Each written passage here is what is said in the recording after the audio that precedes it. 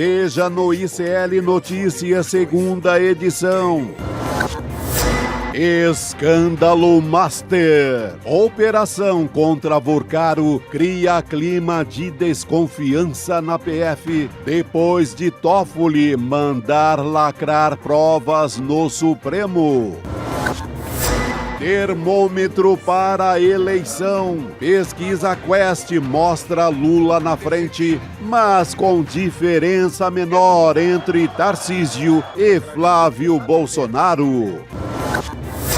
Caos à vista. Após ameaças, Irã avisa que vai revidar caso Donald Trump ordene bombardeios no país. O ICL Notícias, segunda edição, está no ar.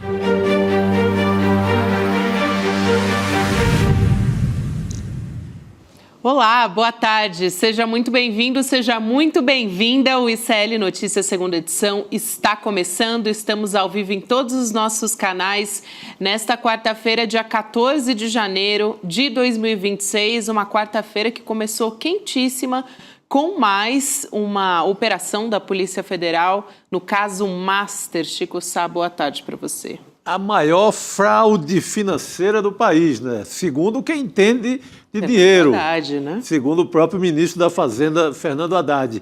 Aqui em São Paulo, alerta severo de tempestade, em Brasília do mesmo jeito. Em Brasília do mesmo jeito. Não tem outra coisa. Em São Paulo, literalmente, em Brasília, a gente tem o caos da tempestade, que pelo menos para algumas pessoas que foram apontadas pela Polícia Federal como envolvidas, porque foram alvo dessa investigação. Um escândalo que a gente traz em novo capítulo nessa quarta-feira. Bem que a gente falou ontem com o Lula, né, Chico? Com nosso jornalista Luiz Costa Pinto, que a cada dia era um desdobramento novo nesse caso da fraude do Master. É tanto dinheiro nesse caso que você pega hoje, só o que foi bloqueado pela Justiça é quase 6 megacenas da virada, quase 6 bilhões.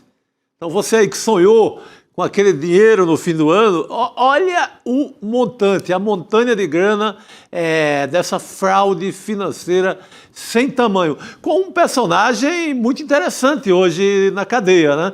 Mais um que tentava partir para Dubai, que é o sonho dourado de todo rico brasileiro agora.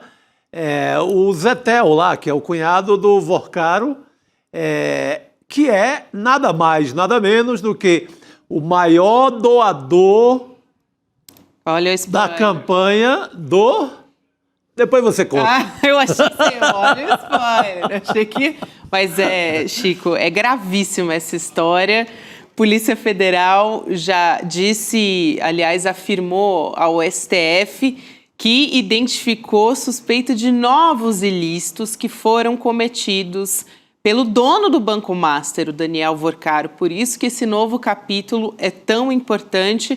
Está num despacho do Dias Toffoli, o ministro que é relator desse caso, e quando autorizou essa segunda fase daquela operação Compliance Zero, o ministro citou quais são essas novas descobertas da PF. Então, a gente tem aqui um despacho que está na tela para você que me acompanha, um trechinho que se diz: diante da evidência da prática de novos ilícitos supostamente cometidos pelo investigado, se faz necessária a colheita de elementos probatórios complementares. Ou seja, vamos colher provas novas porque tem novos ilícitos que foram identificados aí nessa parada, a parada sendo o caso Master. Quais são os os alvos que os agentes da PF fizeram buscas hoje, Chico Sá? Endereços ligados ao Daniel Vorcaro, o banqueiro, o dono do Master, e parentes dele também. Vamos colocar aqui na tela. Então temos, além do Daniel Vorcaro, que vai aparecer na sua tela mais à esquerda, aí a gente já tem a tela agora. Na direita, o Fabiano Zettel, que é o cunhado do Daniel Vorcaro. E aí, esse nome é importante, Nelson Tanuri, empresário, e também o João Carlos Mansur, o fundador da REAG. O cunhado do Vorcaro, que está do lado superior direito, ele chegou a ser preso no aeroporto porque ele estava embarcando para Dubai, nos Emirados Árabes, só que ele foi solto. e ele foi o maior doador. É ele, Chico. É ele, esse é o personagem. O termômetro, o maior doador das campanhas do Tarcísio de Freitas, governador de São Paulo, e também o Jair Bolsonaro, campanha para presidente em 2022, 5 milhões para os dois. É isso, né, Chico? Ninguém dá 5 milhões, por mais que seja amigo, por mais que ame, adore, idolatre, que jante com ele todo dia à luz de vela, ninguém dá 5 milhões a ninguém à toa no Brasil. Eu desconheço alguém que dá 5 milhões e não quer nada. Esse rapaz, ele é um pastor, ele vem ali da linha, mais um que vem daquela igreja da Lagoinha, que é uma igreja chique, ali que prega para um Deus premium, né? Que eles são de uma Deus igreja premium. bacana ali, que querem ser diferentes do Deus. Pobre tem seu Deus, os ricos da Lagoinha têm outro Deus. Cada um, a coisa lá é luxuosa. Então, ele tem muitos negócios aqui em São Paulo, tem muitos negócios em Minas. Ninguém dá um dinheiro desse para um governador, para um favorito a uma eleição, à toa. Então, o interesse, claro, de fazer negócio aqui em São Paulo e afinidade total com o bolsonarismo também, que começa na campanha e se estendeu até hoje. É isso, Chico. É um bom resumo que você traz aqui. Também, alvos dessa investigação, os pais e a irmã do Vorcaro, do banqueiro dono do Master. O empresário, vou pedir para a nossa equipe colocar mais uma vez na tela a carinha para vocês identificarem melhor. Ele é o que está na parte inferior. O Nelson Tanuri, no canto inferior esquerdo. Empresário, estava na mira da Polícia Federal também, foi localizado no aeroporto também, pegando um voo para Curitiba. E ele é conhecido por investir em empresas que já estão com dificuldades financeiras. Nos últimos anos, se apoiou nesses empréstimos do Master, né, para expandir os negócios, e o celular dele foi apreendido. Então, na sequência, aquela história que a gente trouxe agora, o despacho do Dias Toffoli dizendo novos materiais que foram apreendidos, né, nesse caso agora, é justamente isso aí. E só para fechar, no canto direito, na parte de baixo, a gente tem o fundador e ex-executivo da Reag Investimentos, que é o João Carlos Mansur.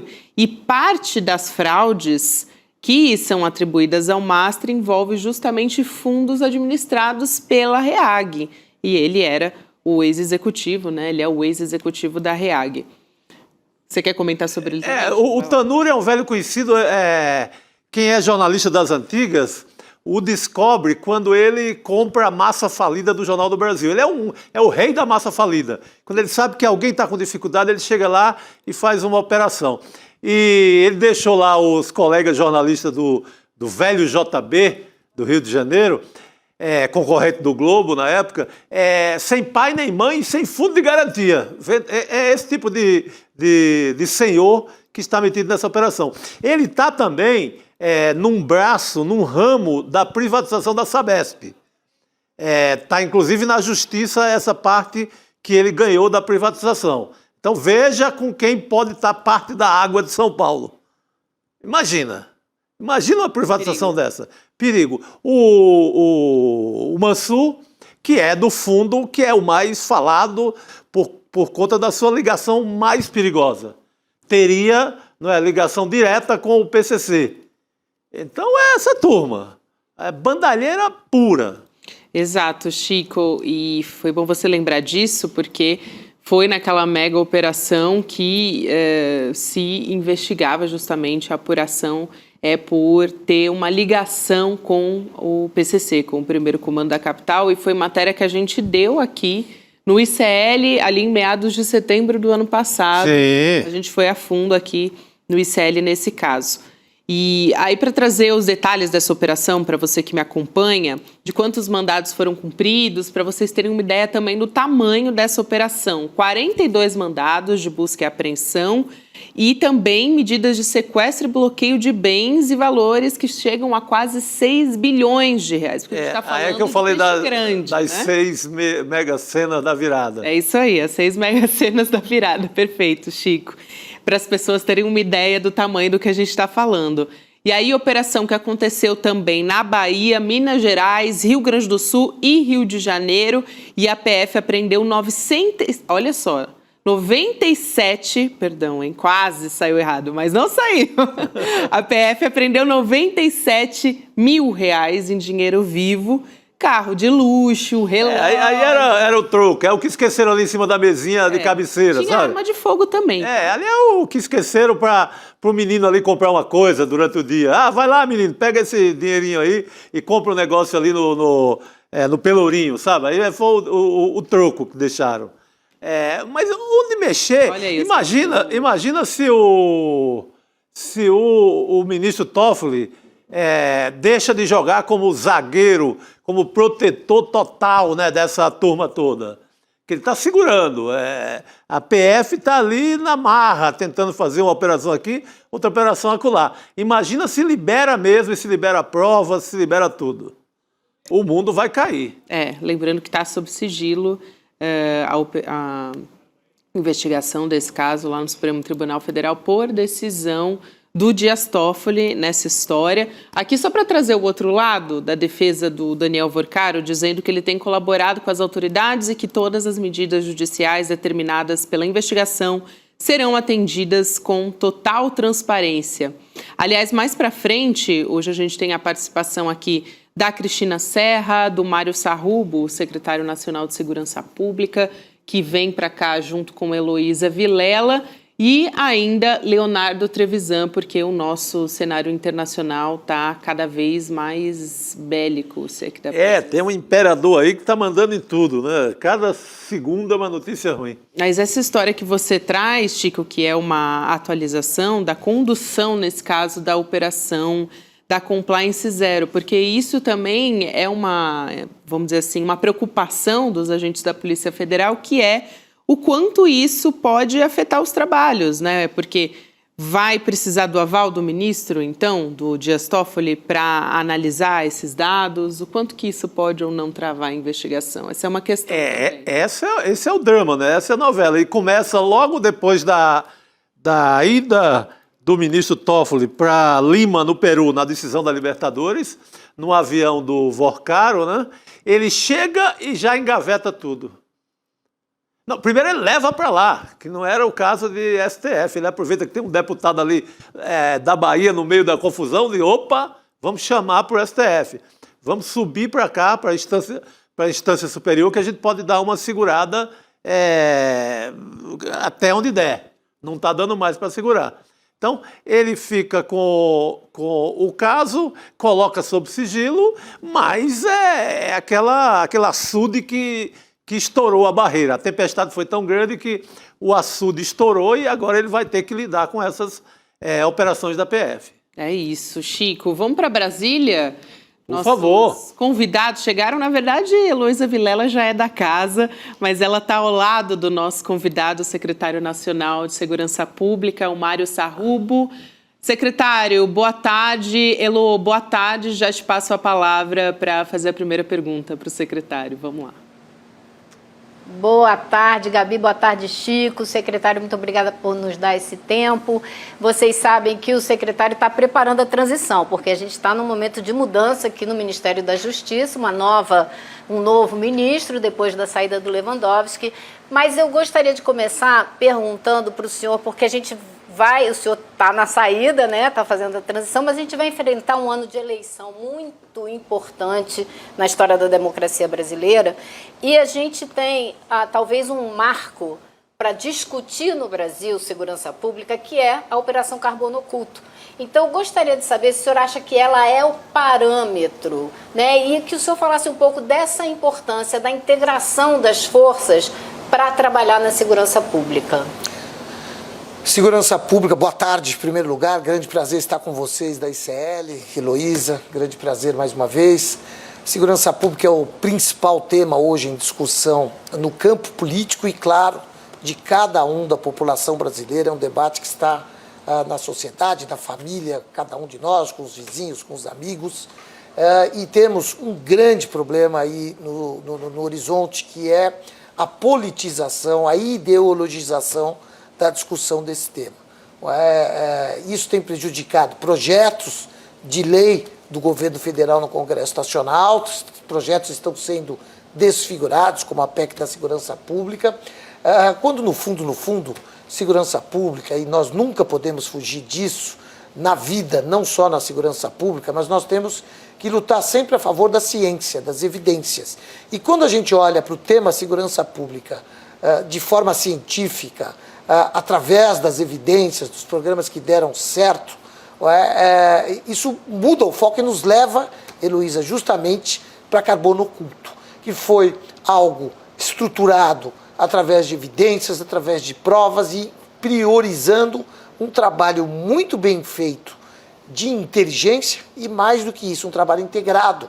Portanto, é o eixo central do Sistema Único de Segurança Pública. Ali nós tivemos integração entre instituições, Ministério Público de São Paulo, Polícia Federal. Ali nós tivemos um trabalho de inteligência muito bem feito.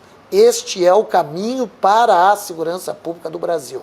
Claro, Heloísa, não quero dizer que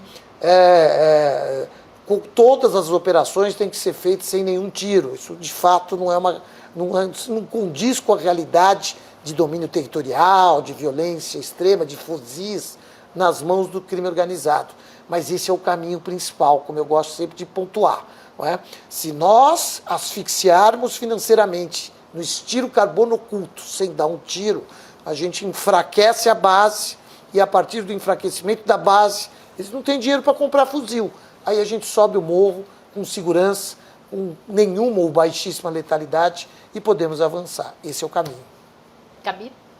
Secretário, boa tarde mais uma vez. Eu queria seguir nessa linha conversando sobre a PEC da segurança, mais especificamente porque a gente teve essa troca agora, um novo ministro vem assumir a pasta e a gente pode falar, claro, especificamente sobre isso, mas sobre a PEC da segurança, eu te pergunto se existe alguma chance de essa PEC ser sepultada.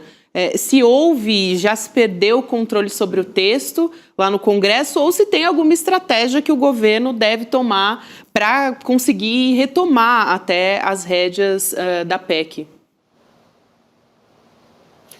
Boa tarde mais uma vez. Olha, o governo evidentemente trabalha com essa lógica, as nossas lideranças no Congresso Nacional, o núcleo político do governo evidentemente vai trabalhar pela PEC, mas evidentemente há uma sensação de desconstrução da PEC hoje no relatório apresentado pelo deputado federal Mendonça Filho. Aqui há que se louvar que ele foi muito aberto ao diálogo, ele dialogou bastante com o próprio Ministério da Justiça, com os secretários aqui do Ministério da Justiça, mas o relatório, na minha modesta concepção, ele é um grande retrocesso hoje para aquilo que se pretendia, para aquilo que o ministro Lewandowski idealizou lá no início da nossa gestão aqui no Ministério da Justiça e Segurança Pública. Era algo estruturante, era algo que pudesse fazer com que a União tivesse a oportunidade de coordenar o Sistema Único de Segurança Pública, fomentando a construção de uma política nacional de segurança pública junto com os estados e coordenando a integração da atuação das nossas forças. Lembrando que coordenação não significa comando. Nunca foi pretensão do governo federal, do ministro Lewandowski ou de quem quer que seja, o comando da segurança pública dos estados, mas a coordenação das ações integradas e o estabelecimento de parâmetros mínimos para impedir, por exemplo, que aconteça o que nós deixamos acontecer nos últimos 20 anos. Duas grandes facções que atuavam localizadamente no Rio de Janeiro e em São Paulo e que, por falta de uma coordenação nacional, se espalharam por todo o Brasil e agora até mesmo fora do Brasil. A gente estava conversando um pouquinho antes da entrevista aqui, falando justamente disso, Gabi e Chico, que foi uma das maiores falhas nos Estados Unidos para evitar aquele atentado do 11 de setembro. Por quê? Porque não havia coordenação entre FBI e CIA, então um órgão sabia de uma pessoa fazendo curso de aviação num estado, outra sabia e não juntaram nada porque não se comunicavam. Então, essa coordenação não devia nem ser motivo de divergência, de polêmica, é o óbvio ululante, né? Mas tem que ser dito que essa coordenação é a única maneira de combater o crime organizado, Chico. Boa tarde, secretário. É um prazer tê-lo aqui conosco mais uma vez. Eu gostaria de saber a sua opinião, secretário, sobre a decisão do governo Lula de não mais criar o Ministério da Segurança Pública. Como é que você ouviu essa decisão? Olha, boa tarde, Chico. Grande prazer estar com você também novamente. Eu não tenho informação concreta sobre isso, estou sabendo pela imprensa, que eu fico aqui no piso trabalhando, não é? Mas, de todo modo, no meu entendimento, eu já tinha tido a oportunidade de expressar isso.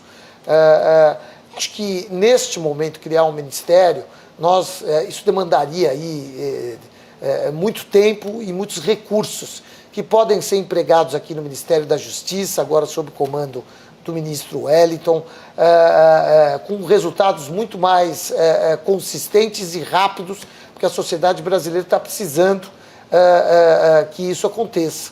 O Ministério, eu sempre fui favorável, mas eu acho que poderia ser num próximo mandato do presidente Lula, que evidentemente, por razões óbvias, a gente torce para que aconteça, e a partir daí, com 4 anos, muito bem estruturado, muito bem remodelado, acho que isso pode ser construído com a necessária calma. Nesse momento, eu acho que se a decisão foi mesmo essa, eu acho que foi, acho que o presidente Lula acerta mais uma vez.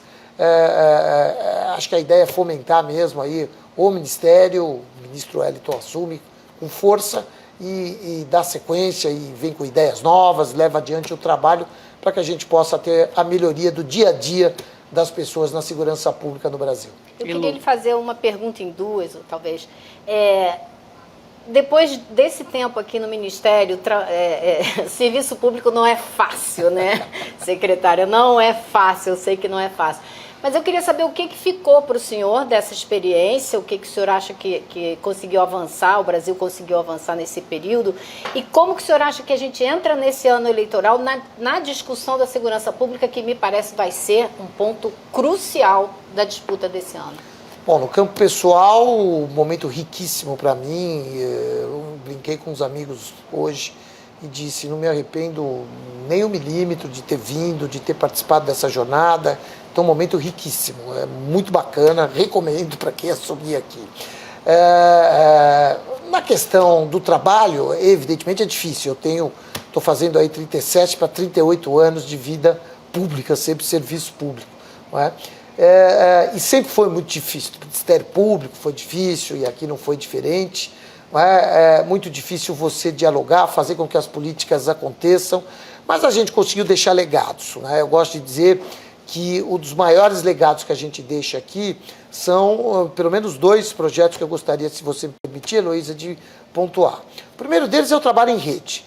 Renorcrim recupera 2 redes, Rede Nacional de Combate às Organizações Criminosas, recupera a Rede Nacional de Recuperação de Ativos, ou seja, todas as agências que combatem crime organizado e que trabalham com recuperação de ativos, e aqui falando de polícias civis, Receita Federal, COAF, Ministérios Públicos, trabalham hoje em rede absolutamente, como eu gosto de dizer, azeitadas, né, trabalhando em rede. Isso tem produzido resultados, eu tenho números muito significativos, né, toneladas de drogas apreendidas, recursos recuperados e assim por diante.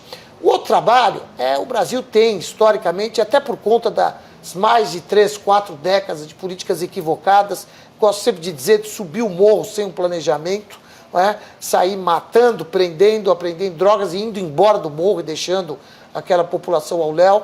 Nós criamos aqui aquilo que nós chamávamos de projeto piloto de retomada territorial e se transformou no projeto Território Seguro, um projeto que está em andamento neste momento em Natal, no Rio Grande do Norte, na comunidade Felipe Camarão.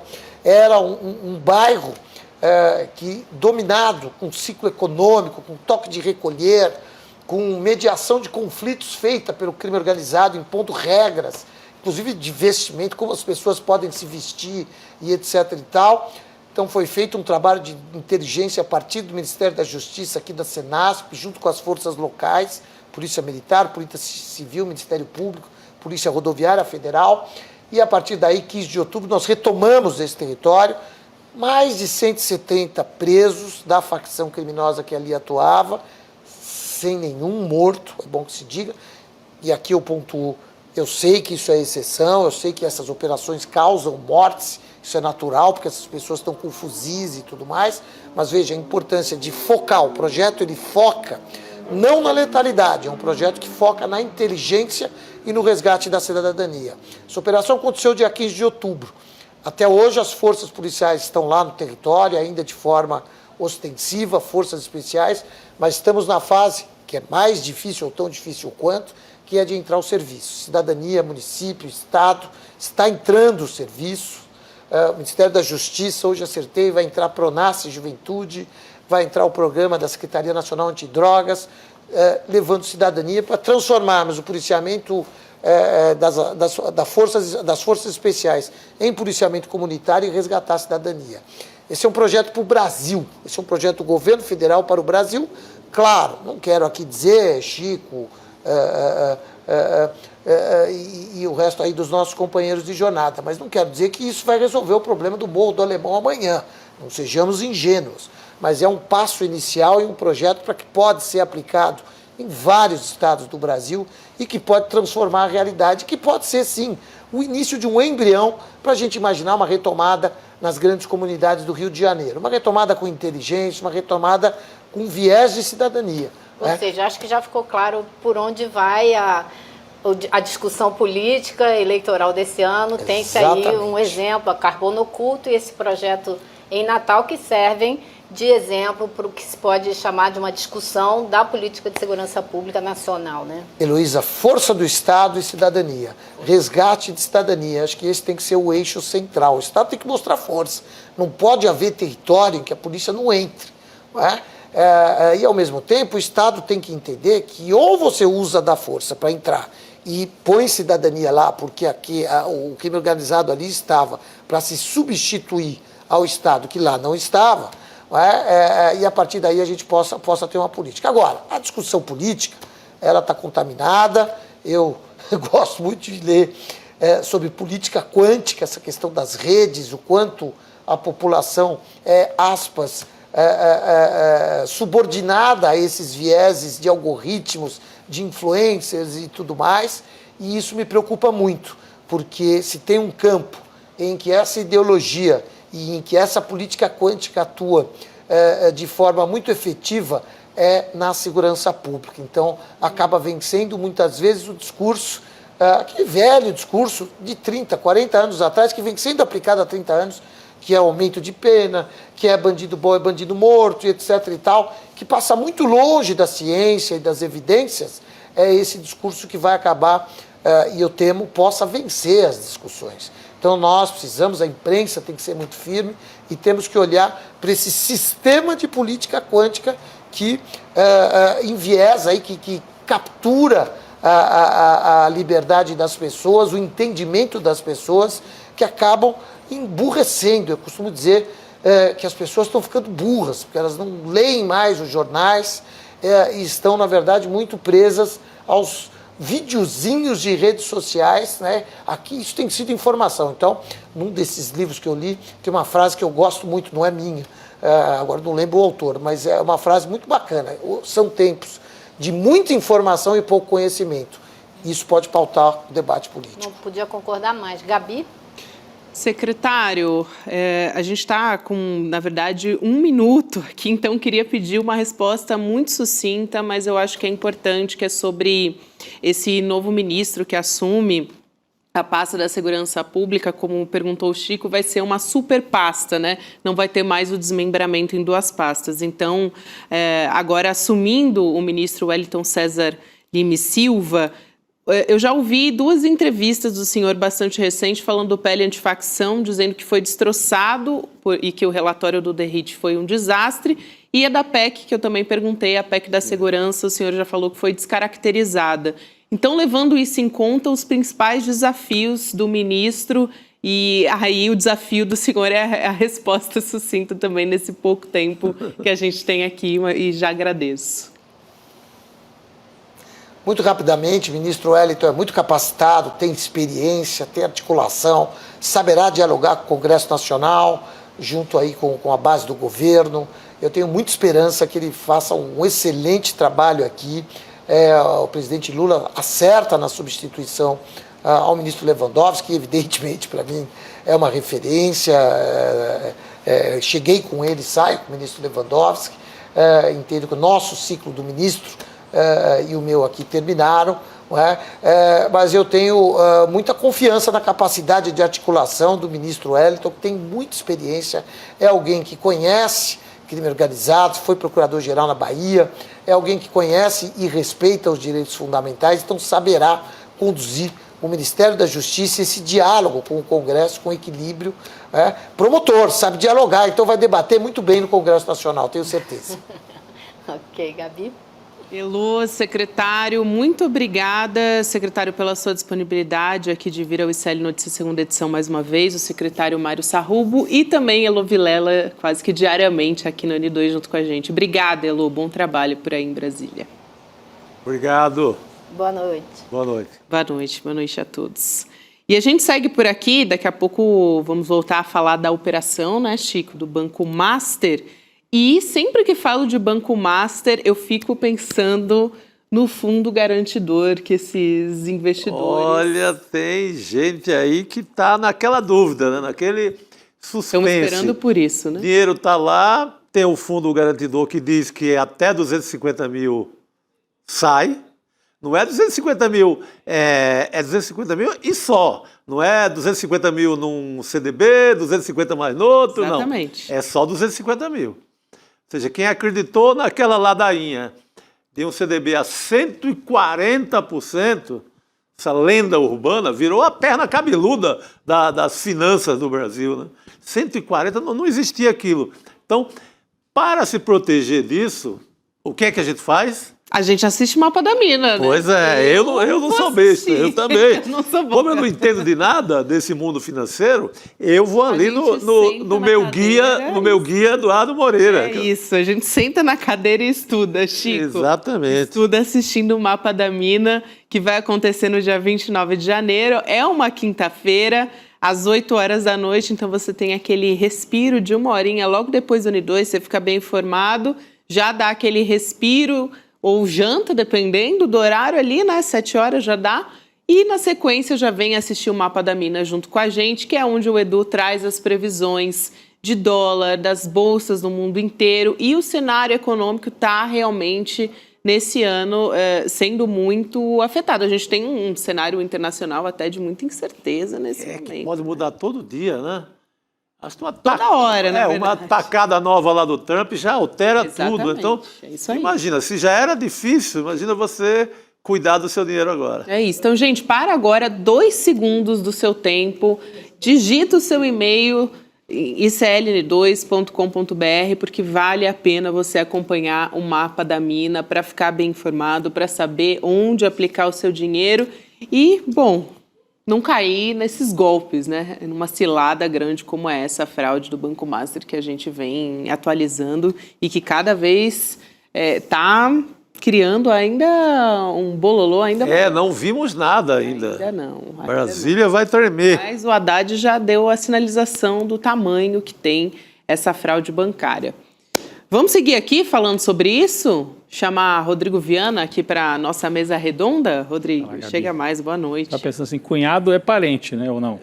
Parente. Frase do Brizola, Pois né? cunhado não é parente e tal, mas é cunhado nesse caso. Olha, aí a grana não era só parente, a grana dormia junta. Tudo junto. Era tudo junto e misturado e os dois tinham um canal ali direto com o Palácio dos Bandeirantes, com o Tarcísio de Freitas e com o Bolsonaro. Então essas doações a gente pode entender, de certa maneira, como doações também do grupo do Vorcaro, apesar de não serem diretamente dele, né? Eram do cunhado, né? Pessoa física do cunhado. O dinheiro é muito junto ali, não dá para separar, né? Não tem como você separar. Não, aqui é do Vorcaro, aqui é do cunhado, aqui é da mulher é da irmã do Vorcaro, não dá. Agora, me chama a atenção, imagina se o maior doador de campanha, vamos supor, do Haddad e do Lula, em 2022, vamos supor, tem um empresário, é investigado. Seria a manchete do UOL e do G1 durante uns 10 dias. Seria assim, helicóptero no quintal do Haddad, de todas as grandes emissoras, isso aí. chegando todo mundo 24 horas. Claro, e todo mundo querendo saber quem era o cunhado que doou pro Haddad. Que pro homem Lula. generoso é esse? isso aí. É uma generosidade Agora, impressionante. Qual a ligação dele com o Lula? 5 milhões. Então, seria 24 horas e outra, era difícil sair dessa crise. Pois é, agora aqui... Era difícil ter governo forte depois disso. Era para acabar governo. Mas isso não mexe um dedo com o Tarcísio de Freitas, com ninguém. Por quê? E não mexe sequer com o Ibanez Rocha.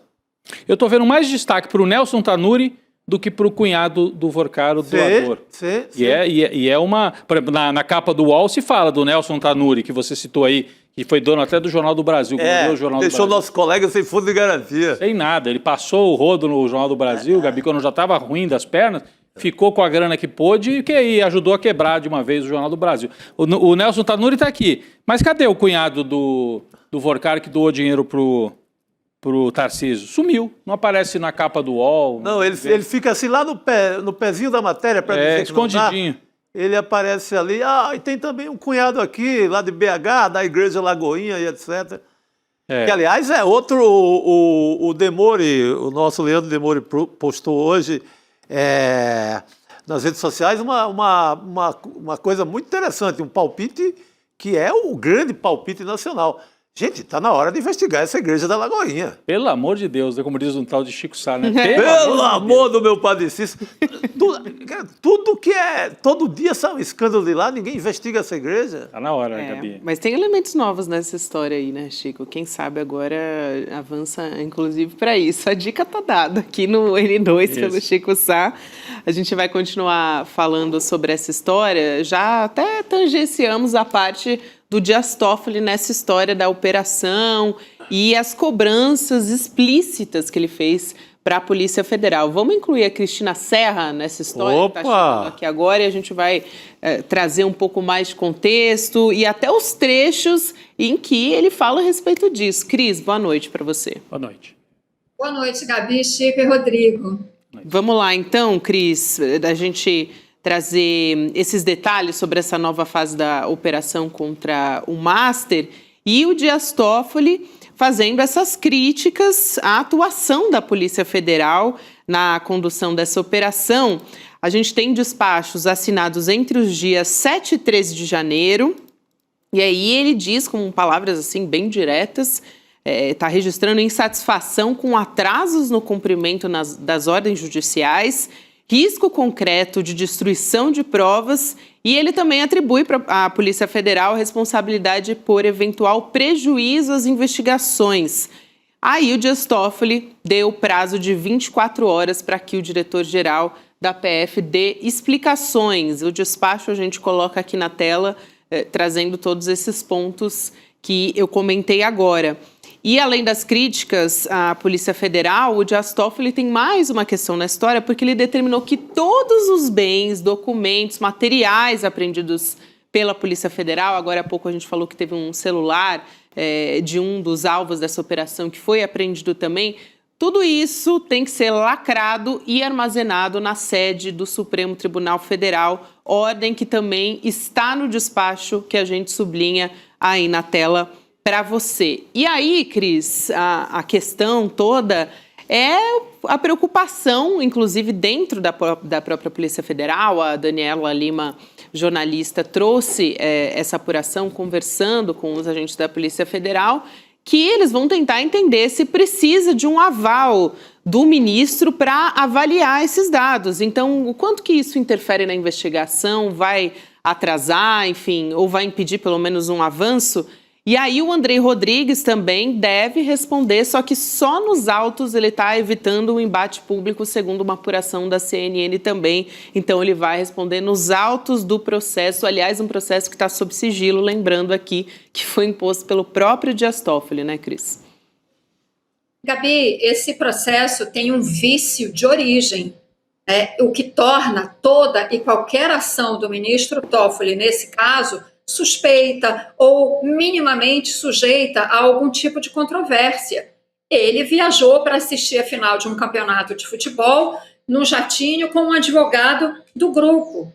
É de amplo conhecimento, isso tem sido noticiado, que parentes dele têm empresas que estão dentro desta teia gigantesca, desse emaranhado de fraudes, fraudes contra o sistema financeiro de uma maneira geral, mas todo esse emaranhado de empresas de fachada, créditos podres, ativos inflados, etc., etc., uma coisa, inclusive, complicadíssima de entender, né? Mas, enfim, tem sido noticiado que há parentes dele que têm negócios que estão nessa teia, ou que, pelo menos, tangenciam essa teia, aquele reage, aquele grande gestor de fundos, etc., etc.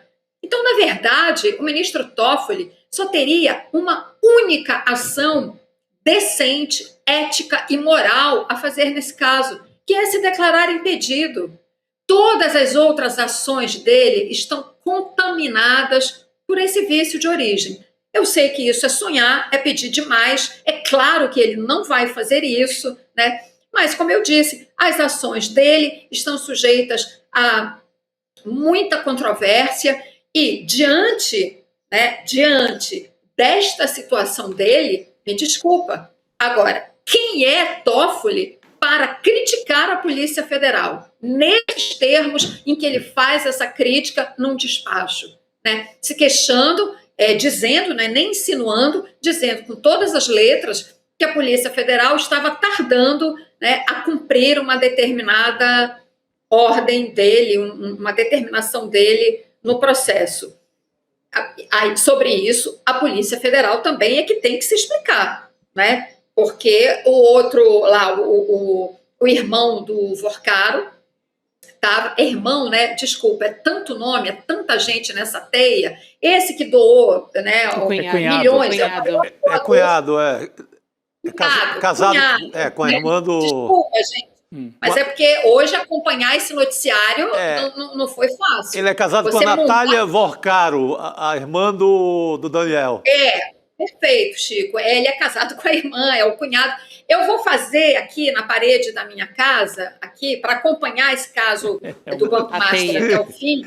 Eu vou desenhar essa teia para não me perder. Boa. Eu faço isso quando eu estou cobrindo casos muito complicados, né? Como foi o caso da Braskem, do livro que eu acabei de fazer.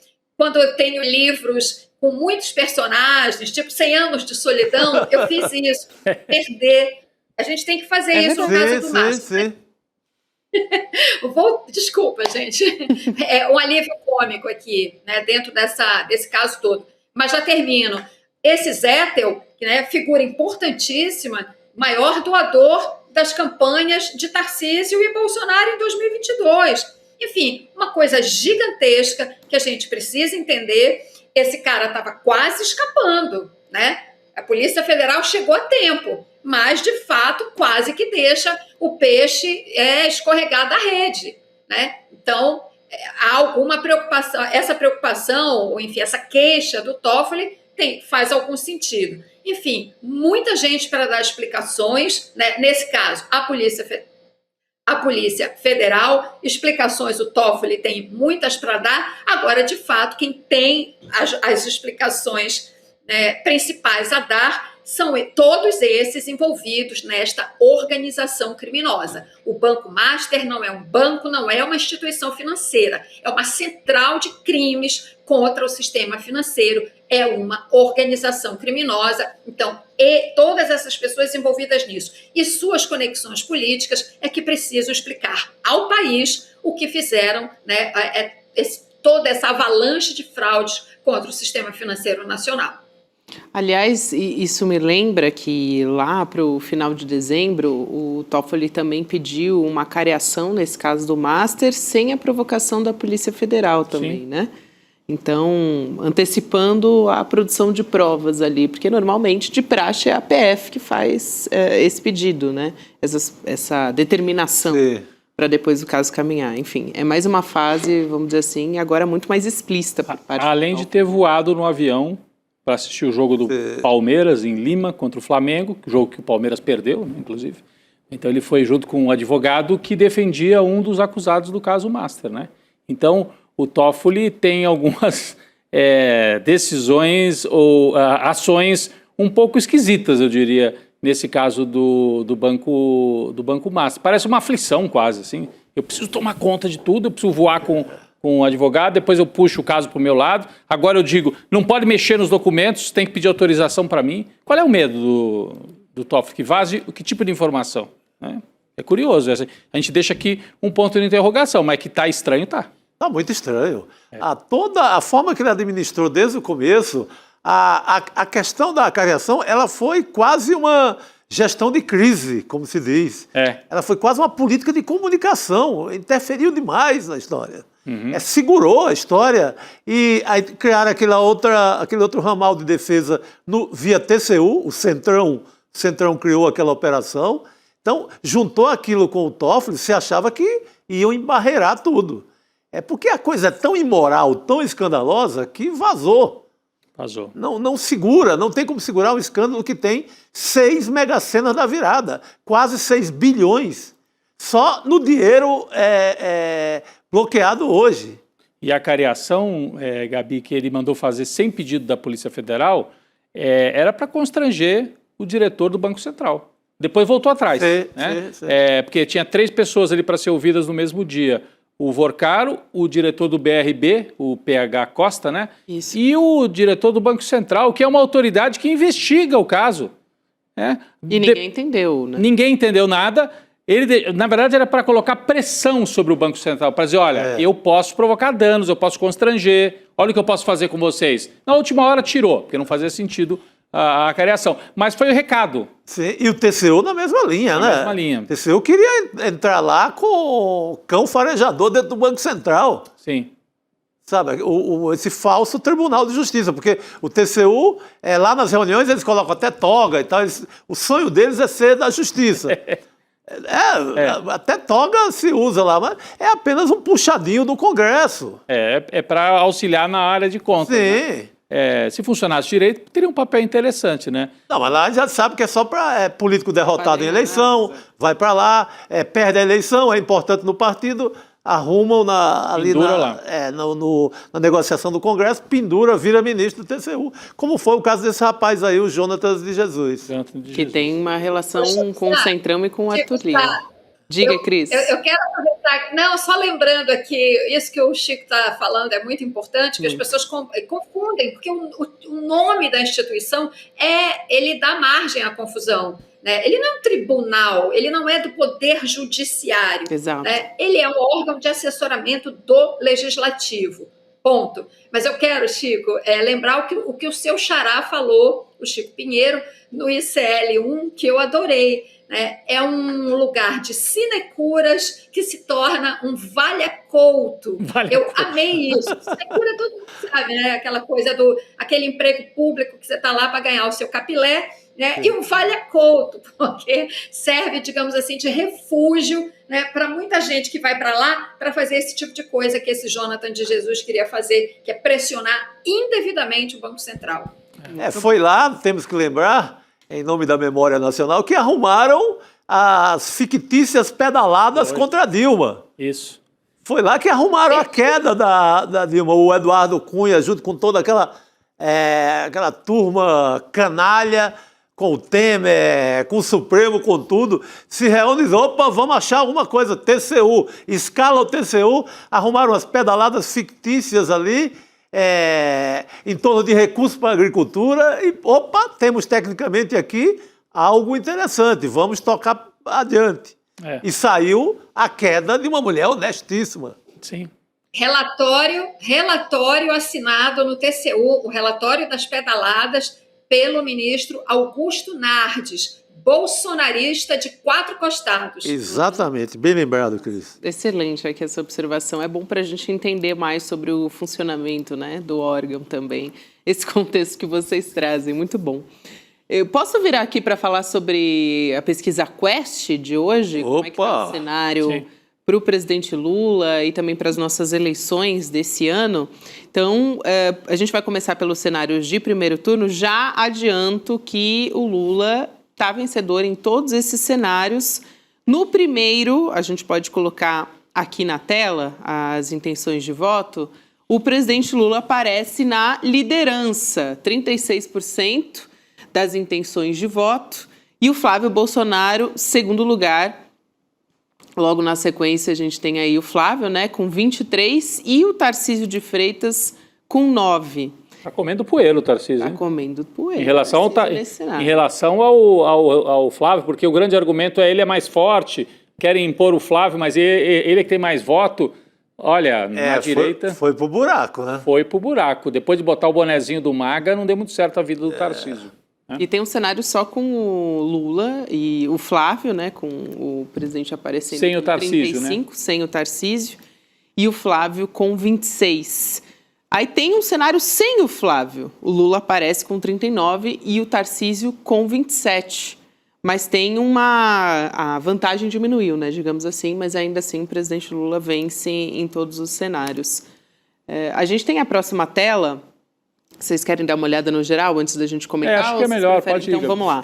Só estou lembrando como faz diferença a escolha de métodos de uma pesquisa, né? Sai a pesquisa do meio / ideia ontem, com o Tarcísio brilhando alucinadamente. Hoje essa quest aí destrói qualquer ideia que aquela pesquisa queria trazer. Não, é isso. E aí, para a gente fechar, os adversários, né, mostrando como os adversários se saem contra o presidente Lula num segundo turno. A gente olha aqui, contra o Tarcísio, o Lula aparece com 44 e o governador de São Paulo com 39. Então, já é uma vantagem menor, né, presidente Lula. Depois, Lula com 45 no segundo cenário. E Flávio Bolsonaro com 38, também está meio parecido, né? Tá, porque a diferença para o Tarcísio é de 5 pontos e para o Flávio Bolsonaro é de 7 ou 8, né? Peraí, se puder colocar de novo, é 7 pontos. Então, esse argumento de que o Tarcísio é que pode ganhar do Lula no segundo turno, na Quest não aparece. Está muito parecido o desempenho de Tarcísio e de Flávio Bolsonaro. Eles estão bem parecidos. É isso. Cris? Olha, assim... analisando os números gerais aí da pesquisa, né? Lula bem em todas as situações, primeiro turno, segundo turno, o que não surpreende, porque eu acho que ele está colhendo os bons resultados, bons não, ótimos em alguns indicadores, resultados na economia, nas políticas sociais, né? Uma certa sensação de bem-estar entre a população. Então, essa é a boa notícia. Com relação aos adversários, né, Flávio Bolsonaro e Tarcísio de Freitas, como o Chico aqui bem lembrou, né, depende, cada pesquisa, né, traz uma posição, né, desses potenciais adversários do presidente Lula. Né. Uma ontem trouxe um resultado, a de hoje, né, é completamente diferente. O que eu acho é que a gente ainda vai ver muita oscilação com relação a esses dois nomes em especial, né? Mas, assim, de qualquer maneira, a projeção do Flávio Bolsonaro está muito ligada ao sobrenome do pai, evidentemente, isso é um fato, a gente não pode ignorar isso, né? O nome Bolsonaro tem peso na política, né? Talvez ainda tenha por muito tempo. E essa eleição agora que vai ser um teste importante para ver quem é o herdeiro, né, desse espólio da extrema-direita brasileira. O Tarcísio, por outro lado, talvez ele oscile, fique aí em terceiro lugar, muito porque, apesar de ocupar, né, o executivo do principal estado do país, né, em termos de poder econômico, ele é desconhecido. O Flávio Bolsonaro, por estar sempre muito colado à imagem do pai, em todas essas situações, sobretudo essas últimas situações de vitimismo, né, por exemplo, depois que ele foi preso e fica nesse entra e sai de hospital, o Flávio ele deve ter, sim, uma boa taxa de conhecimento. O Tarcísio, não, né? Apesar do cargo que ocupa, como eu disse, não é, de fato, tão conhecido. Nada que uma campanha muito bem feita, com muito dinheiro, né, com muita máquina digital azeitada, não resolva. Eu continuo achando, já disse algumas vezes, para mim, Tarcísio é o candidato do dinheiro grosso desse país e ele está jogando, ele está com o pé em cada canoa. Ele é sim candidato a presidente, várias atitudes dele mostram isso. Agora, é jovem, tem uma reeleição praticamente garantida, como governador de São Paulo, também não perde nada se não conseguir, de fato, né, agregar em torno dele a candidatura para presidente, pode esperar um pouco mais. Mas, para mim, ele é o candidato da Faria Lima, do raio que parta desse dinheiro grosso desse país. O desejo é esse, o desejo do dinheiro é esse. Mas acho que está dado já que ele não será o candidato. Mas, acho não, é a informação que a gente Lula tem. trouxe ontem também, incluindo o Ratinho nesse cenário, né? Que o PSD, a turma do Centrão, né, Chico? O Chico também trouxe a informação do próprio Palácio, de gente lá do Palácio dos Bandeirantes, né? De que já não contam com o Tarcísio no plano nacional. Essa é uma informação importante. Mas há sinais contraditórios, porque a esposa do Tarcísio fez uma postagem falando sobre a possibilidade deles irem para uma disputa nacional. Eles colocam vídeos no ar em que o Tarcísio fala sobre o Brasil e não sobre São Paulo, não fala do metrô de São Paulo, não fala do Rodoanel, fala... Eles irritam, inclusive, o bolsonarismo mais raiz. O Flávio... Paulo Figueiredo tá bravo. Fica um pouco irritado com o Tarcísio, porque eles continuam insinuando. Mas eu acho que essa já é propaganda para ser mais forte na corrida aqui em São Paulo. Ou é para jogar pressão em cima do Flávio, né? Dizendo assim, se você quiser o apoio do Tarcísio, você vai ter que se mexer, né? E senão a gente vai continuar fustigando e deixando a candidatura do Flávio com dificuldades para conversar com o grande capital, por exemplo. Porque enquanto o Tarcísio for essa alternativa, como diz a crise, né? Desde o ano passado era o preferido, né, Gabi, da Faria Lima, do mercado, enquanto houver essa possibilidade, o Flávio fica como aquele cara que não é recebido nem pelo Marco Rubio lá nos Estados Unidos e tem dificuldades também aqui junto à turma de mercado, que fica achando, mas peraí, será que ainda não pode ser o Tarcísio? Por que eu vou fechar um acordo com o Flávio se ainda pode ser o Tarcísio, né? Então, ele fica numa posição fragilizada, o Flávio, junto ao grande capital. Mas, eleitoralmente, me parece que o Flávio está embicado para ser o nome, né? Inclusive, a pesquisa Quest de hoje mostra que o Jair conseguiu transferir quase tudo já para o Flávio. Quando se pergunta, você é bolsonarista raiz? 77% ou 80% já dizem que vão votar no Flávio, não tem dúvida. Então, o Jair transferiu já para o filho dele. O meio do caminho é que fica difícil. Essa turma que não é nem Lula, nem Bolsonaro. Essa aí tem dificuldade em votar no Flávio e acho que esse que é o problema dele na eleição. Rodrigo, todos esses cenários que vocês estão avaliando são possíveis, estão delineados hoje. O jogo está em aberto. Entendi. Eu para mim, assim, com tudo que eu já acompanhei de campanha política, sobretudo nos dias atuais, com a política tão volátil como é hoje, diferentemente de tempos atrás, quando você tinha estruturas partidárias muito consolidadas, caciques partidários que ditavam o jogo.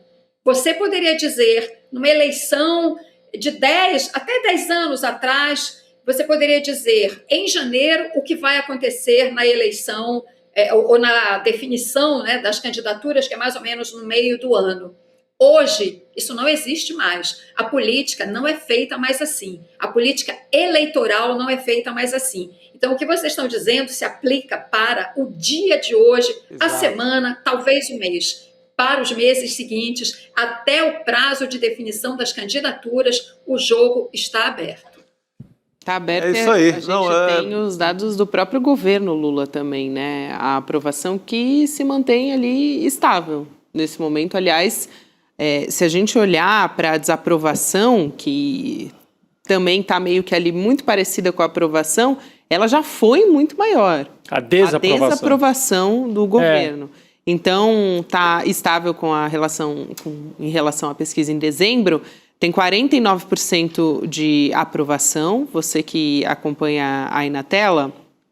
Aliás, 47%, né, de aprovação, o contrário, 47% de aprovação, 49% de desaprovação. A gente vê aqui na tela é a linha que está em vermelho, que é a da desaprovação, e a azul, a de aprovação. Aí, só para não deixar de dar os dados da pesquisa também, porque a gente está em ano eleitoral, a gente tem o registro, que é o BR 835 de 2026, o registro da pesquisa no TSE. Então, um cenário que mostra uma estabilidade do governo em um ano de eleição. Agora, o que eu fico pensando é em relação a esses efeitos que justamente no começo do ano a gente pensa que a população vai começar a sentir. Então, por exemplo, a dar aprovação lá do imposto de renda para quem ganha, né? A isenção para quem ganha. Começa agora no fim do mês, né? O primeiro salário com esse efeito. Se isso vai gerar algum efeito, enfim, se falta ainda para a população começar a sentir essas melhoras do governo, ou se é já uma dificuldade, se já dá para dizer que é uma dificuldade. Aí se vai ter interferência nessa faixa dos chamados independentes, desse eleitor que nem não é consolidado, nem um bolsonarista, nem do lado do Lula. Esse eleitor aí que é quase um terço também, que fica no meio do caminho, esse pode debandar para o Lula com o efeito disso. O eleitor bolsonarista, mesmo ele sendo beneficiado, eu acho que ele não muda. Se o Lula fizer ali um tapete vermelho na frente da casa dele, botar comida, der escola para o filho, cuidar da cidade dele, iluminar, botar ali, aparecer quase como Jesus Cristo, mesmo assim, ele não vai votar no Lula. Sim. Eu acho que uma coisa consolidada, calcificada, encruada, não tem jeito. E isso é muita gente, que é essa percentual do Flávio Bolsonaro. Que pode chegar a 40%, 45%. Não sai. Aí independe de um governo extraordinário ou um governo qualquer. É uma coisa meio tá ali na cabeça, não vai mudar. Agora, o Lula entra no ano eleitoral, portanto, com as pessoas acreditando que a economia vai melhorar, porque é outro dado que está nessa pesquisa. Você acredita que a economia vai melhorar ou piorar? A imensa maioria acha que vai melhorar nos próximos meses, o que é favorável ao Lula. Sim. Mas chama a atenção que a aprovação do Lula melhorou do meio do ano para cá. A gente viu ali as curvas, né? A curva azul e a curva vermelha quase que se invertem, mas daí elas não se cruzam, não há consolidação dessa melhora, né? Então o Lula melhora e chega no empate. Tem um empate, uma divisão ao meio no país, metade aprovando e metade desaprovando, que acho que tem muito a ver com essa consolidação ideológica anti-lulista ou antipetista, de um lado. E vamos lembrar que mesmo nos momentos em que o Lula tinha governos super bem avaliados e sempre foi para segundo turno, nunca ganhou eleição nenhuma em primeiro turno. Então, eu acho que tende a ser uma eleição bastante disputada. Hoje o Lula teria 10 pontos, ou 7, 8 de vantagem sobre o Flávio, pode ser até menos, eu acho, porque a campanha vai ser dura, as big techs vêm aí. E o Lula, por seu lado, tem a máquina, né, que a gente viu como é que o Bolsonaro usou, o Lula não vai usar desse jeito, a gente espera que não, né, mas a máquina tem um peso, e a economia. Se seguir melhorando essa história do imposto de renda que as pessoas vão sentir no bolso, pode ser que o Lula consiga até consolidar essa vantagem. Mas vai ser uma eleição dura, não acho que vai ser eleição para 10 pontos de vantagem, não. Não, tem moleza não. É isso aí. E aí, Cris? Não, eu concordo inteiramente, de jeito nenhum. Vai ser uma eleição duríssima, definida por uma margem muito pequena. A de 2022 foi em torno de 2 milhões de votos, se eu não estou enganada. Eu acho que vai ser a mesma coisa agora. Vai variar pequena coisa para mais ou para menos. Nossa, isso é uma guerra, gente. Nós estamos no meio de uma guerra. E vai ser assim, definida ali. Se não for definida, como se diz no Jockey, no Photoshop, né? É isso. Tem muito embate aí pela frente. Aliás, só para não deixar de dizer, né, que o presidente Lula acabou de decidir vetar também uns 400 milhões de reais em emendas aprovadas pelo Congresso, que não teve acordo prévio com o governo, então isso também deve entrar na conta, já que a gente está falando de um ano eleitoral aí. Cris, muito obrigada por hoje, é um prazer receber você sempre. Valeu, querida. Prazer, Gabi, Obrigado, Chico, Cris. Rodrigo. Tchau, Obrigado. tchau. Boa noite, querido. Até, Cris. E vamos seguir aqui porque o cenário internacional, como a gente já adiantou, tem novidades, aliás, um cenário que é bastante caótico, né? Essa previsão do apocalipse quase que a gente traz todos os dias aqui. Irã se manifestando, avisando que vai atacar as bases dos Estados Unidos no Oriente Médio se começar a ser bombardeado pelo governo Donald Trump. A informação que é de um oficial iraniano para a agência Reuters. E, segundo essa mesma fonte, o governo do Irã também pediu para que os aliados dos Estados Unidos no Oriente Médio impeçam Washington de atacar o Irã. Aí a gente vai poder ouvir do professor Leonardo Trevisan, que está chegando aqui. Quem são esses aliados? Quem pode atuar numa mediação? Catar, Arábia Saudita. Só, professor, para completar a informação, antes de te dar a boa noite e passar a palavra, importante, os Estados Unidos começaram ali a tirar, né, evacuar os soldados das principais bases militares no Oriente Médio. Então, isso chama muito atenção, isso é de uma fonte norte-americana, também informação da Reuters. Boa noite, professor. Boa noite, Gabriela. Boa noite, Chico. Boa noite, Rodrigo. Boa noite a todos que nos escutam, né? Gabriela, eu prestei bastante atenção quando você disse esse universo caótico de que a gente fala. Lamentavelmente é isso, né? Eu fico pensando no nosso ouvinte, né, que ouve a nossa descrição desse processo e se faz uma pergunta básica, né? Como é que eu vou sobreviver desse jeito? Porque a guerra parece iminente, né? Não é bem assim, né? Não é que a guerra seja iminente, mas nós estamos num xadrez, sabe, Gabriel? Nós estamos num jogo de xadrez, em que agora nós estamos movimentando os peões e movimentando, porque a ameaça é real de atacar e derrubar o rei, né? Do que nós estamos falando? Qual é o jogo de xadrez? Nós temos duas áreas bem consolidadas, né? Que é a área da América Latina e a área da Ásia. A Europa Ocidental ficaram para os Estados Unidos, que se chama de Hemisfério Ocidental, né? E eles vão tomar conta do jeito que bem quiserem, como nós vimos Venezuela, como estão apontando em torno de Cuba, né? A área asiática ficou para a China, para ela crescer ali e dominar como ela bem entende, né? Sobrou espaços no mundo que o xadrez está sendo jogado. Um deles, e que é bem forte, é Irã, né? Tem um xadrez aí no Irã bem jogado entre China e Estados Unidos. Para quem acha que China não tem nada a ver com a história do Irã, eu peço que lembre, por favor, que em novembro de 2023, no auge da crise, enquanto Israel estava acuada, o Hamas tinha atacado, o Hezbollah tinha atacado, né? O Biden, ainda presidente, chamou Xi Jinping para uma reunião em São Francisco. A gente não pode esquecer disso. A reunião durou 2 horas entre eles e os 2 chanceleres, né? O Blinken. E o pedido foi claro e direto para a China: segura o Irã. E foi o que a China fez, né? De alguma forma, a China fez exigências disso em outras contrapartidas na África. A China jogou, né? Mas ela segurou a resposta iraniana. Não é o que temos agora. Esse é o ponto, né? O quadro mudou completamente, né? Para usar a imagem do jogo de xadrez, nós estamos usando o movimento da torre e do cavalo para derrubar o rei na China, da China nos Estados Unidos, da China no Irã, né? A lógica é esta. Se não olharmos para isso, a gente não entende bem do que nós estamos falando. Nós estamos falando de um jogo maior, do qual os agentes locais tiram suas vantagens. Exemplo, né? Quem olha para a situação iraniana, isso me choca brutalmente, né? Acho que eu estou ficando velho, né? Me choca brutalmente, são jovens que estão morrendo. Né? A matéria do Guardian é impressionante. Quem leu a matéria do Guardian, é difícil não dar um nó na barriga, né? Porque a matéria do Guardian mostra um repórter do Guardian, aquelas coisas de jornal de verdade, né? O cara está em Teherã e foi num hospital que recebe corpo, que recebe gente ferida. E ele contou 400 jovens. A maioria deles com tiro na cabeça.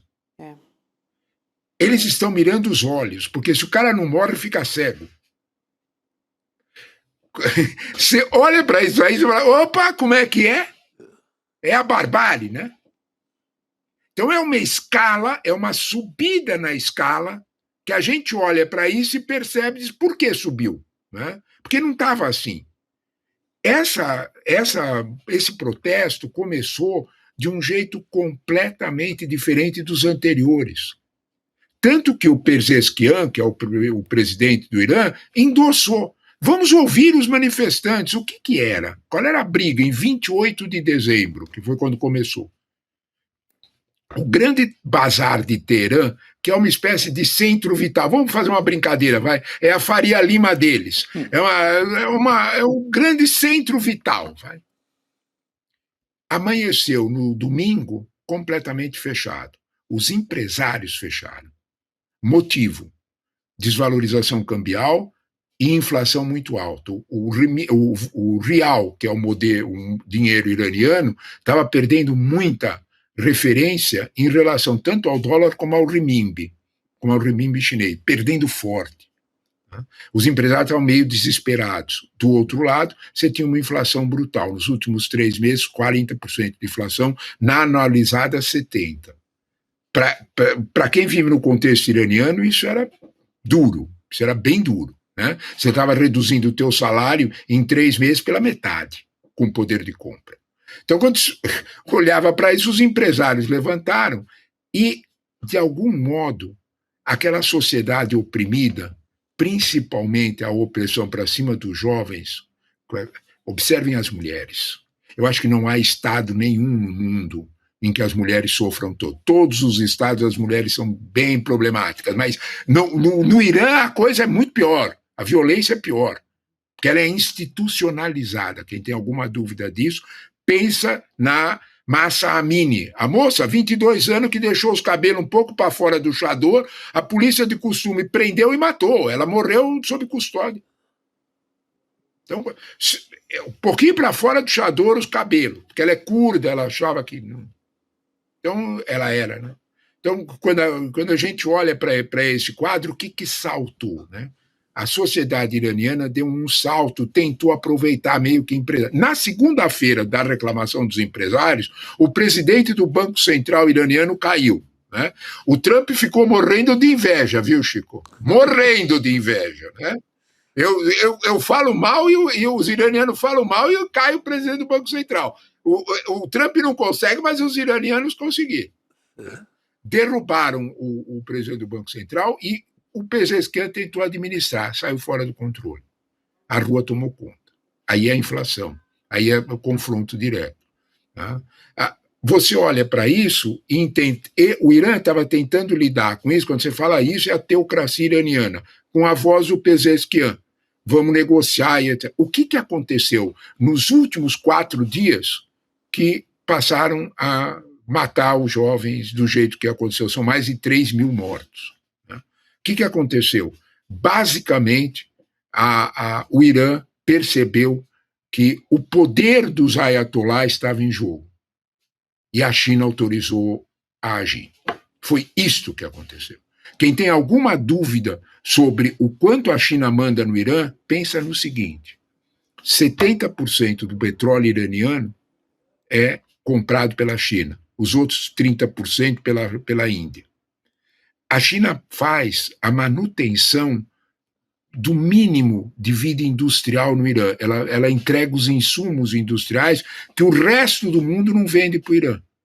Um aluno meu me perguntou: professor, como é que funciona isso? Eu falei: quando quebra o vidro na tua casa, você telefona para a vidraçaria pega produtos importados, faz vidro e entrega. Não é assim que faz? Se não tiver produto importado, vai ficar eu recebi hoje o vidraceiro na minha casa, por coincidência. Exatamente. Vai entregar na semana que vem. E é bem caro. Então, quando você olha para isso aí, você dá uma olhada nisso e diz: espera aí. Quer dizer que a China tem poder real, né? De vida e morte no Irã. E ela tá percebendo, daí é que o Trump começou a dizer: eu vou atacar. Daí é que o Irã respondeu: eu vou dar resposta diferente daquela. Você notou perfeito, Gabriela. Começaram a evacuar, a tirar a família de militar americano, e os militares americanos que eles puderem tirar, eles vão tirar. Porque dessa vez não serão mísseis pequenos, como eles fizeram em Israel, que era só para fazer de conta. Dessa vez. Em outras palavras, o jogo está sendo decidido, sabe, Gabriela? Entre China e Estados Unidos, nos pedaços que não temos. Professor, um aluno meu perguntou: é guerra 2.0, é Guerra Fria 2.0? Isso eu não sei. Mas que parece, parece. de que Parece. estão decidindo o quadro nessa ponto. Parece, professor. E agora há pouco teve também uma manifestação do Donald Trump, mais uma vez falando do Irã. A gente vai trazer o trecho dessa fala aqui, mas ele estava lá no Salão Oval, basicamente falando que não tem planos para execuções no Irã e que a matança está parando. Vamos tentar entender essa história, trazendo o trecho da fala. A gente já volta a conversar. Vamos lá. We've been told that the killing in Iran is stopping. It's stopped. It's stopping, and there's no plan for executions or execution. So I've been told that on good authority. We'll find out about it. I'm sure if it happens, we'll all be very upset, including you will be very upset. But that's just gotten to me some information that the killing has stopped, that the executions have stopped. They're not going to have an execution, which a lot of people were talking about for the last couple of days. Today was going to be the day of execution. Então, ele falando sobre isso, professor, eu quero lembrar daquele jovem que foi o primeiro manifestante preso, o de 26 anos, o Irfan Soltani, porque até a família dele chegou a ser informada que ele ia ser executado hoje, depois de um processo ali que foi, gente, durou 2 dias, um processo, né, que não é um processo, mas tentando entender um pouco como é que o Trump vai usar ou não essas execuções, se isso é um recuo por parte do Donald Trump, ou se ele pode usar ainda isso como algum tipo de ameaça mais para frente. A frase lá na Casa Branca soou como um recuo, Parecia né? bem de recuo. O tom, Parecia né, assim, também. olha, fui informado de que as execuções cessaram, então agora vamos botar o pé no freio. Tem a ver com esse cenário, talvez que o professor estava explicando para a gente antes, de que não é um jogo só, entre aspas, Estados Unidos e Irã, mas há um jogador, para muita gente, oculto, que é a China. Será que é isso, professor? Não há dúvida nenhuma, Rodrigo. É o que a Gabriela falou do início, né? As bases foram retiradas. Vamos prestar atenção, Arábia Saudita, Omã e Catar, desde ontem, estão avisando para os Estados Unidos de uma forma clara, não se mete. Não faça nada.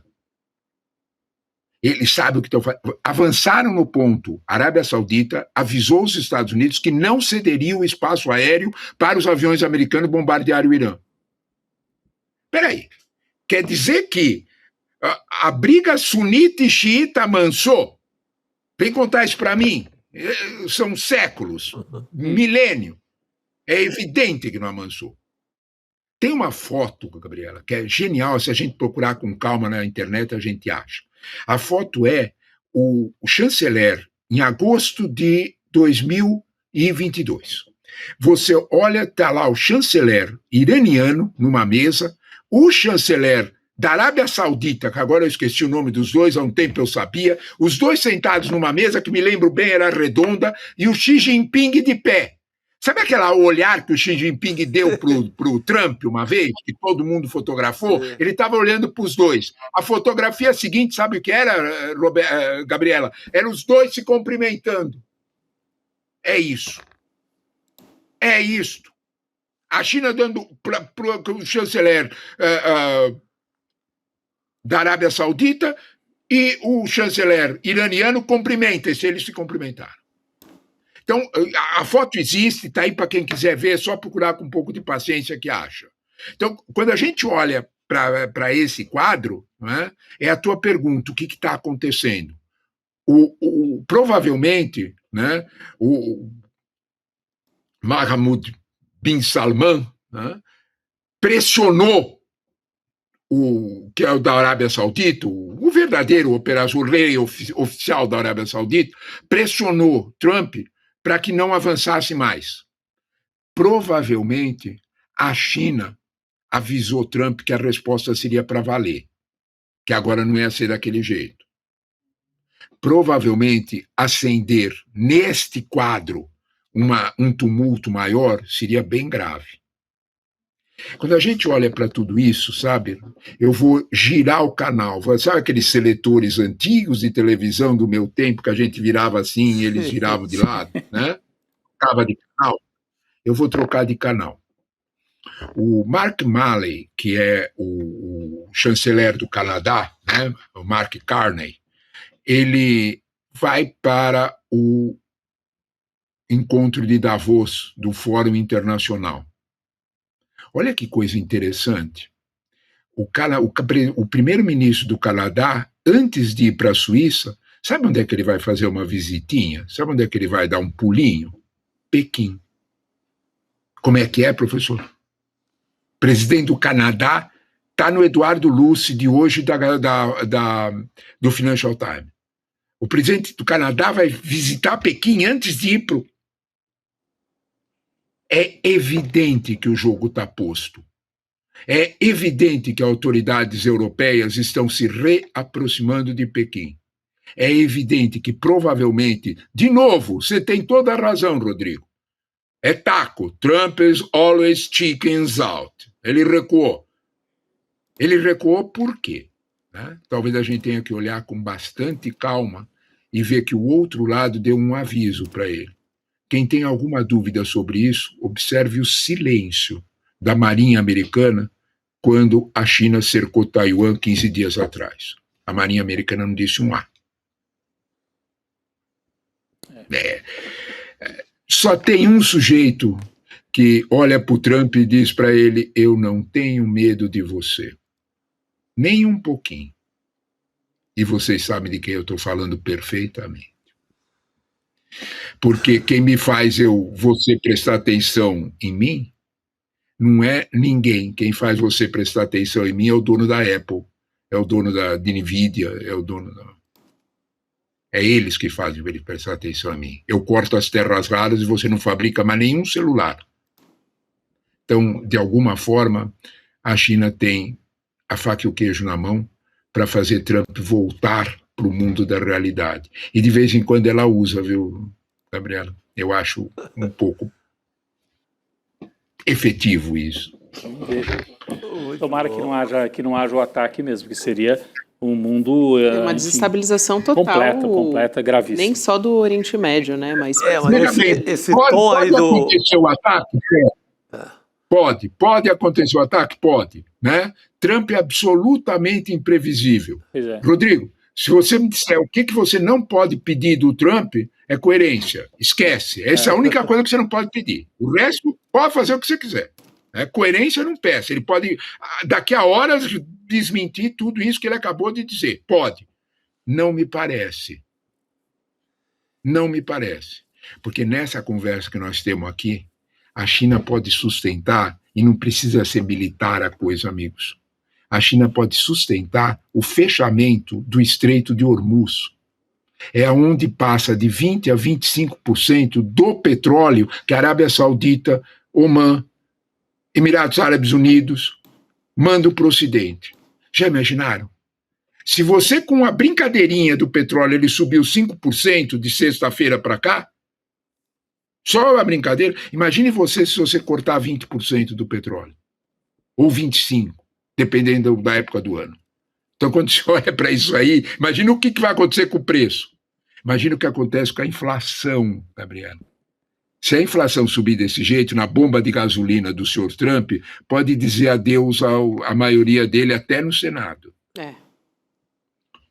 Vamos devagar com a dor, né? O santo de barro. E essa aprovação dele internamente já não está muito fácil também, né, professor? Não está nem um pouquinho, nem um pouquinho.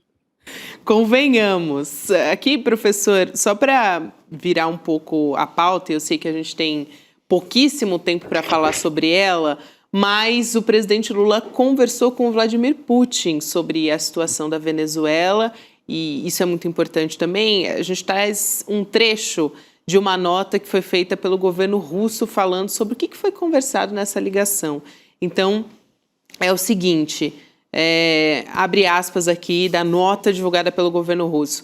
Enfatizaram as abordagens fundamentais compartilhadas pela Rússia e pelo Brasil no que diz respeito à garantia da soberania estatal e dos interesses nacionais da República Bolivariana. Concordaram em continuar coordenando esforços, inclusive no âmbito da ONU e por meio do BRICS, para reduzir a tensão na América Latina e em outras regiões, porque não é a primeira vez, né? O presidente Lula ele tem atuado como quase que um mediador aí, de certa maneira. A questão da libertação dos presos políticos da Venezuela. Isso também. Tinha o Lula, o Zapatero e o Catar nas conversas. Então, o Lula continua nesse jogo em relação à Venezuela. Mas hoje, professor, o Trump disse que a presidente da Venezuela é maravilhosa. Nunca viu ninguém... A Deci. Nunca vi ninguém tão maravilhosa como a Deci. Tá louco, né, o cenário. O problema dele achar as pessoas maravilhosas, né? É a mudança de opinião. Anteontem ele dizia para ela tomar cuidado que ela podia ter o mesmo fim do Maduro. Vocês lembram disso? Né? Sim. Hoje ela está maravilhosa. Só não me peça coerência, Rodrigo. O resto pode pedir o que quiser. Né? Só não pede coerência. Então, de alguma forma, a gente olha para isso, né? E o que é que o Putin e Lula conversaram? A gente tem um detalhe importante nisso, né? Que é o fato de que quem tomou a iniciativa da ligação foi o presidente Lula. Esse fato é fundamental. Né? E tomou a iniciativa exatamente para ter mão forte nessa negociação. Né?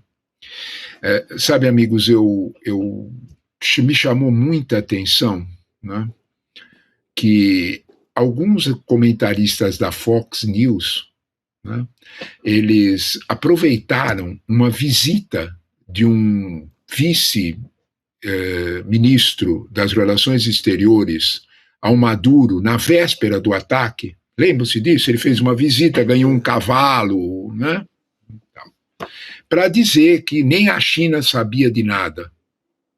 Né? Vários analistas militares, vários, não foi um só, apontaram, será que não é o contrário? Será que os Estados Unidos não observaram que o Maduro ia ser solidificado pelo chinês e trataram de agir muito rápido? Ou o preço da entrega do Maduro ia subir? Então, quando nós olhamos para esse quadro, né, indica que, ao contrário do que a gente imagina, as decisões na América Latina sobre a presença chinesa ainda não estão definidas. Professor, o senhor está dizendo que nós podemos virar um tipo de Irã e ter aqui também confronto entre China e Estados Unidos no nosso contexto? Não estou dizendo isso. Eu acho que nós temos características próprias. Mas a China, para quem gosta de número, presta atenção no seguinte: em 2024, a China avançou 113% a mais nos investimentos no Brasil. Não tem um único estado na América Latina, incluindo a Argentina. Vocês já repararam que o Milei fala aquelas bobagens todas, aquela gritaria toda, menos contra a China? Vocês já repararam que China não existe, o Milei? Fica bem quietinho. E não é só porque a China compra 70% da soja argentina, não é só por isso. Então, quando você olha para isso, né, tem Patagônia nessa história. A China está entrando lá com petróleo, com pesquisa de petróleo. Tem lítio nessa história. Né? Então, você olha para isso, assim, como é que é? Quer dizer, cara, sabe, um aluno meu, daqueles que ficam quietinhos, mas de repente fala alguma coisa, e ele falou um troço bem interessante para mim. Ele olhou para mim e disse assim: professor, o senhor não está achando que os Estados Unidos perderam a vez, que eles chegaram meio atrasados e por isso eles estão meio bronqueados? Eu fiz uma cara séria, sabe, assim, para ele, para não deixar, mas eu queria rir muito que nem você, Chico. Né? Juro por Deus, eu pensei, eu vou querer dar uma boa nota para esse moleque, né? Porque, de fato...